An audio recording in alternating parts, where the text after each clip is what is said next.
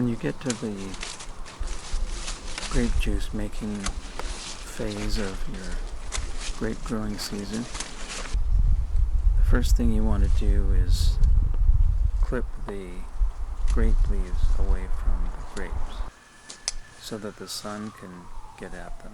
And once you've done that, you want to put netting over them as quickly as possible.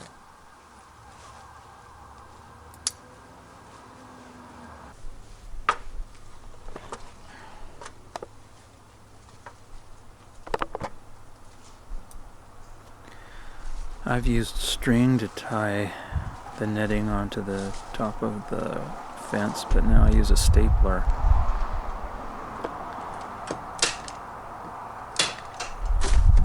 There's two settings on the stapler. I find that the easy one is the one to use. And then after you staple it along on the top, you have to go down and make sure it's stapled on the bottom of the fence. Otherwise, birds will fly up underneath the netting and get the grapes. When you've cleared away the leaves from the grapes, this is what it looks like. Nice and juicy, plump grapes thanks to the irrigation system I put in this year. And the sun shines down on them and makes them sweeter. And you can give them a few days or maybe even a week to ripen this way. Or longer if you're into it, but I think a few days is enough. Plus, when they're exposed, they're very attractive to birds, like I said, and even raccoons will come by and take them if they can. And the netting is a hassle. It's hard to put up, hard to take down. I'm not always convinced it's effective. But it is important to expose the grapes and give them a day or two. At least, not only because it makes them sweeter, so I believe, but also because then you can go through rather quickly and clip them all, and you need to do that because the grape crusher has a great capacity for grapes and needs them all in a hurry. The whole crushing and squeezing process should happen fairly quickly, so you need easy access to the grapes.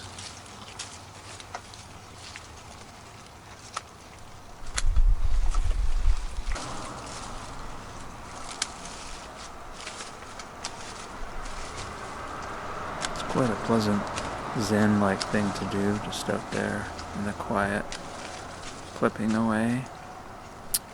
You have to be sure you can see where you're clipping though, otherwise you might clip a fingertip. And when all the leaves have been clipped away, then you can clip the grape clusters and put them in a tray.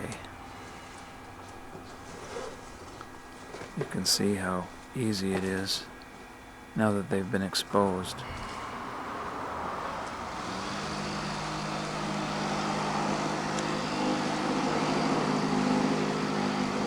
Not many grapes on the other side of this fence. I haven't been hard-nosed about keeping people away. In fact, I encourage them to have a sample if they're walking by, if they're asking me any questions about them. They're really not much use to you unless you have a whole lot of them and you've got a way to destem them and crush them.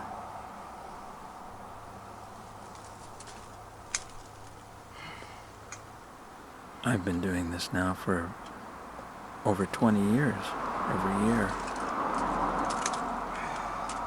When I started, I did the destemming by hand, which was a lot of work. It took a lot of time. One year,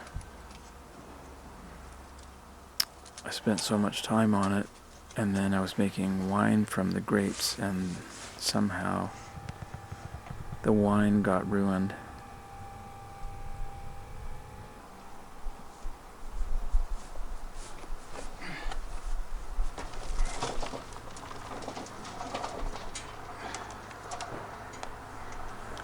A lot of wasps this year, more than earlier years. It's partly why I wore this lab coat and a hat. gloves. I haven't actually been stung yet, but you know, it's good to take precautions.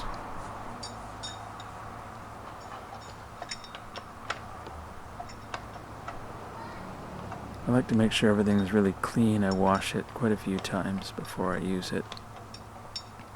Because of course it sits around in the garage or under the deck all the rest of the year. It gets dusty and animals crawl over it. If not for the fact that freezing the juice killed all of the bacteria, I'm not sure I would even proceed with making juice.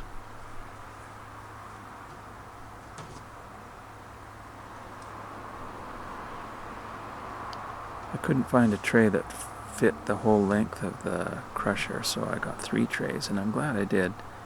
All I need to do at this stage is make sure that the lips of each tray overlap the lips of the other tray lip, so that nothing is lost between the trays.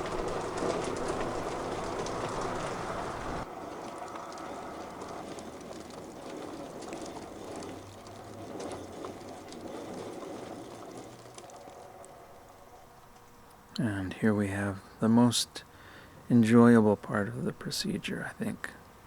Something very pleasant about machines that crush things. I know that sounds weird, but if you doubt it, just go on YouTube and you'll find quite a few videos of things going through machines where the machines are either chewing them up or crushing them.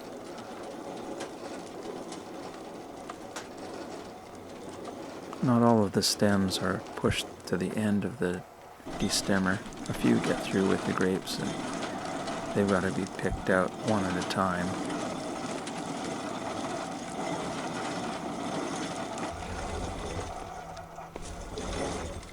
I took the lid off the destemmer so you can see exactly how the grape stems mechanically are manipulated to come to the end of the destemmer crusher. Before I found this machine, I didn't get as much grape juice as I might have, because the stems would go into the press along with the grapes, and of course they would offer resistance to the crushing feature of the press. Resistance to the press.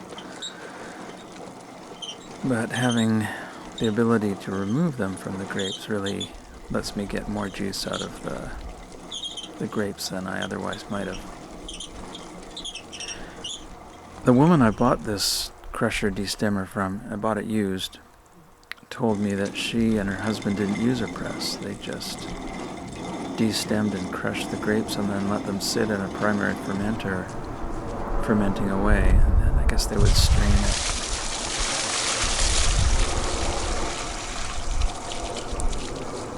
And then probably put the resulting juice in a carboy.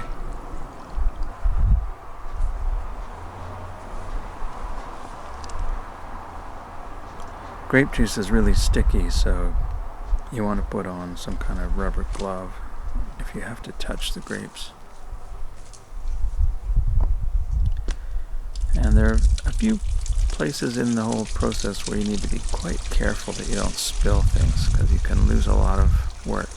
Like if I spilled all these grapes all of a sudden, that's days of, well, that's a whole year of waiting for these things, and you know, clipping leaves and clipping grapes, and a lot of work up to this point, so you have to be quite careful.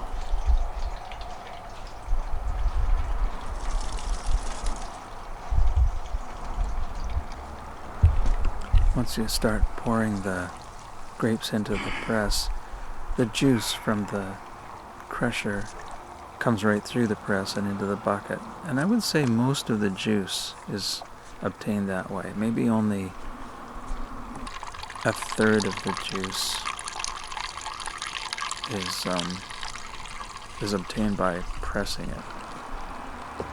2/3 from the destemming process and crushing process. Of course, if I had a pneumatic press. I'd probably get more juice out, but this is the old school style. Takes a long time, but it's quite pleasant. I enjoy the whole pressing process.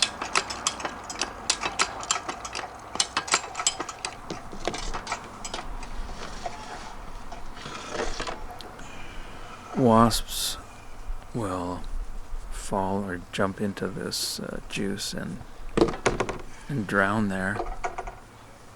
So I have a colander or a strainer that I use to strain them out, and I flick them away.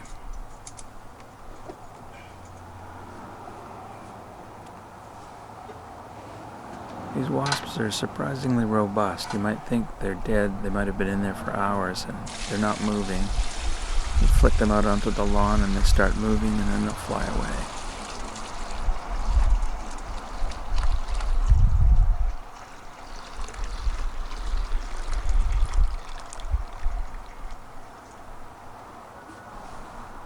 The juice is incredibly sweet and quite thick. It's kind of unpleasant to drink. It's just too sweet. So when I use it for juice, I dilute it 1-to-1 with ice cold water. So ice cold juice, ice cold water, half a cup every morning. It's great. Last year I think I got 24 bottles, these orange juice bottles, containers. They hold 2.47 liters each. But this year I only expect to get about 14 or 15 orange juice containers full of juice.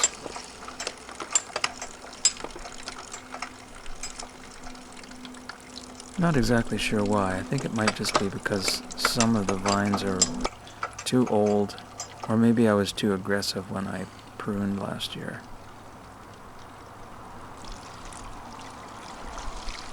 This is another spot where you really need to be patient and careful.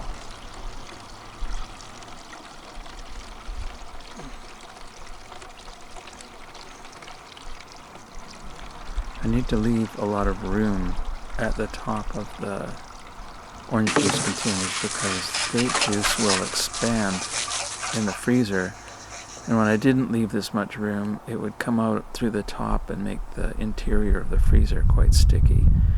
Now what do you do with the leftover stems and seeds? I plant them, and you can see there's a bunch of grape vines that are growing there. You can also see next door there's a brand new house being built, and it's quite large. It has 8 bedrooms, and someday it'll probably be like a rooming house or something, so privacy is going to be really important in the future. So what I'm planning is part of the boundary here will have a very high grape trellis, and the grapevines can grow up and afford some measure of privacy, at least in the spring and summer months, and the rest of the boundary will have tall cedar trees. So I just dig a shallow hole and dump the grape seeds and skins in it.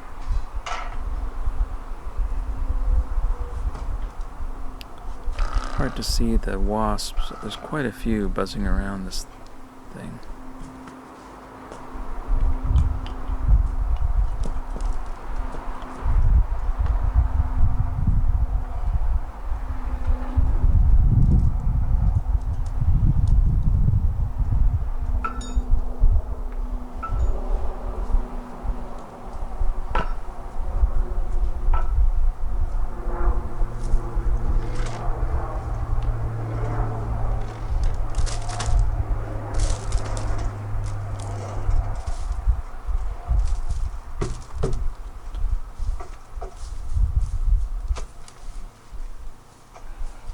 In they go. Cover them up. Hopefully they'll grow next year. Sometimes they don't really take. I'm not sure why. I had to do this for a few years before they started growing.